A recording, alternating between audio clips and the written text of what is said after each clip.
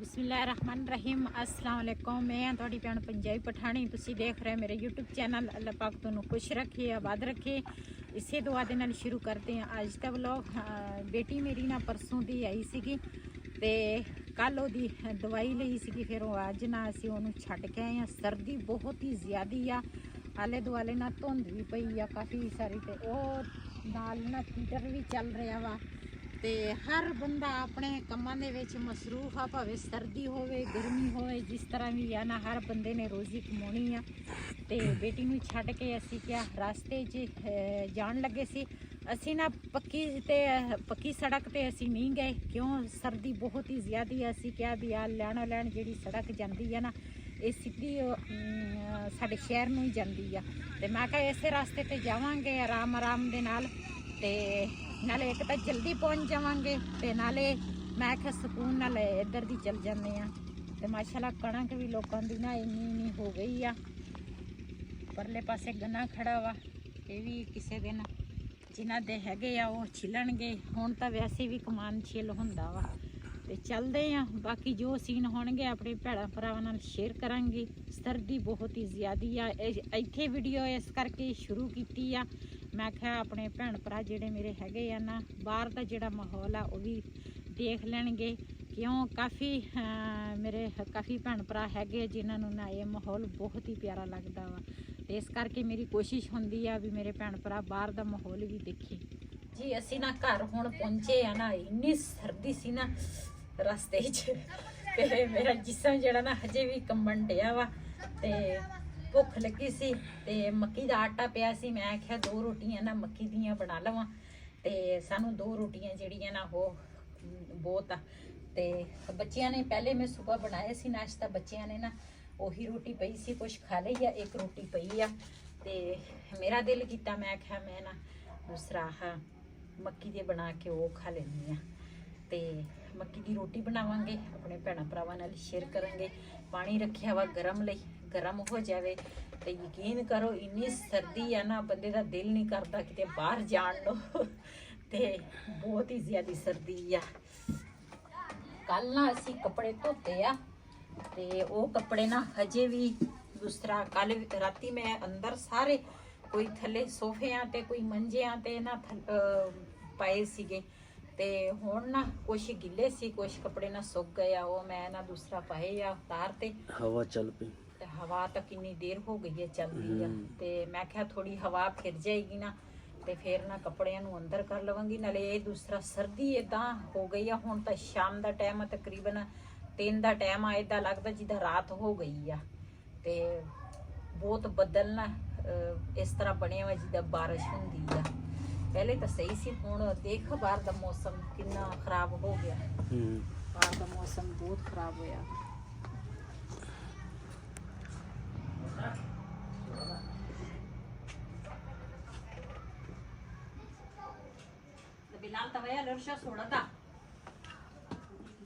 बिलाल चलो अंदर चलो, सर्दी बहुत ज़्यादा है। चलो शाबाश, आग सेक।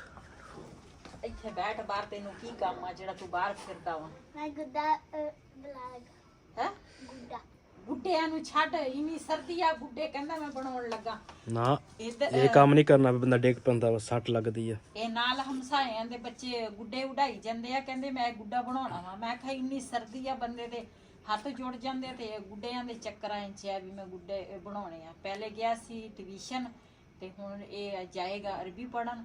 ਤੇ ਫਿਲਹਾਲ ਤਾਂ ਹਜੇ ਨਾ ਬੈਠਾ ਵਾ ਇੱਥੇ।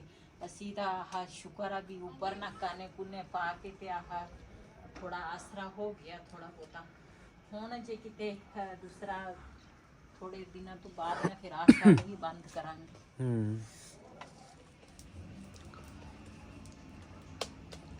ਜਿਹੜੀ ਰੋਟੀ ਤੂੰ ਉਦਣ ਬਣਾਈ ਸੀ ਨਾ ਮਸਾਲੇ ਵਾਲੀ, ਹਾਂ ਉਹ ਰੋਟੀ ਸਹੀ ਸੀ। ਇਹ ਤਾਂ ਚਾਹ ਤੋਂ ਬਗੈਰ ਖਾਈ ਤੇ ਐ ਲੱਗਦਾ ਜਿਵੇਂ ਗਲੇ 'ਚ ਫਸ ਜਾਂਦੀ ਹੈ।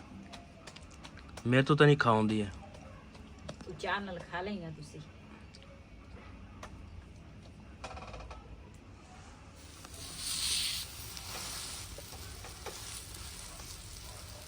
ਜਿਹੜਾ ਪਹਿਲੇ ਆਟਾ ਲਿਆਂਦਾ ਸੀ ਨਾ, ਉਹ ਆਟਾ ਸਹੀ ਸੀ। ਉਹਦੇ 'ਚ ਪਤਾ ਨਹੀਂ ਮਿਲਾਵਟ ਸੀ ਜਾਂ ਕੀ। ਉਹਦੇ 'ਚ ਮਿਲਾਵਟ ਸੀ। ਇਹ ਹਾਲਾ ਸੱਟਾ ਵੇ ਤਾਂ ਹੀ ਇਹਦੇ ਉਹ ਟੁੱਟਦਾ ਵੇ ਤਾਂ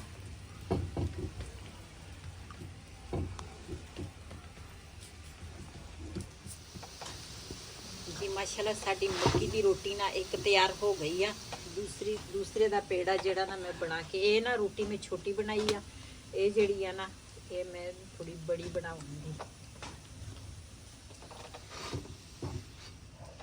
पूरी मकई मड़े मकई मड़े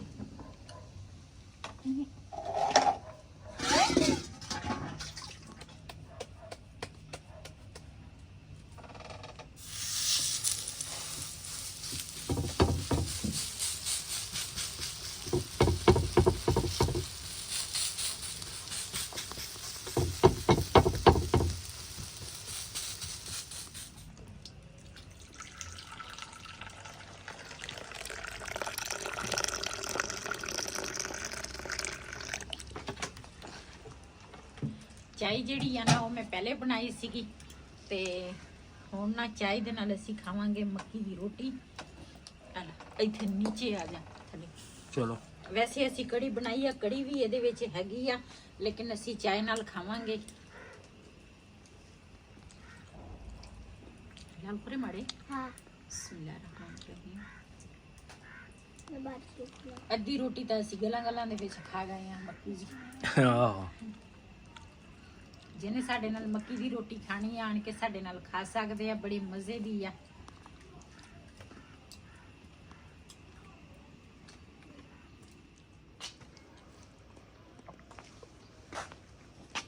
ਕੁਛ ਸੁੱਕ ਤਾਂ ਗਏ ਆ ਫਿਰ ਵੀ ਅੰਦਰ ਨਾ ਇੱਕ ਵਾਰੀ ਫਿਰ ਖੋਲ ਲੈਣੇ ਤਾਂ ਕਿ ਚੰਗੀ ਤਰ੍ਹਾਂ ਨਾ ਸੁੱਕ ਜਾਵੇ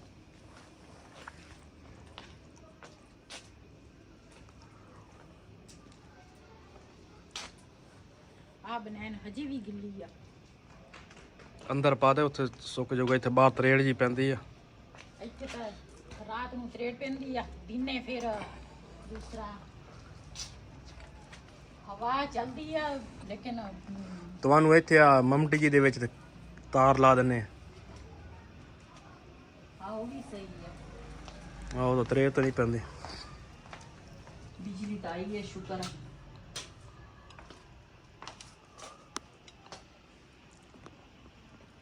ਇਹ ਜਿਹੜੇ ਕੱਪੜੇ ਆ ਨਾ ਇਹ ਰਾਤ ਦੇ ਟੰਗੇ ਹੋਏ ਆ ਉਹ ਤਾਂ ਮੇਰੇ ਖਿਆਲ ਸੁੱਕ ਗਏ ਹੋਣੇ ਆ ਟੰਗ ਦੇਣੀ ਆ ਇਸ ਤਰ੍ਹਾਂ ਸੁੱਕ ਜਾਣੀ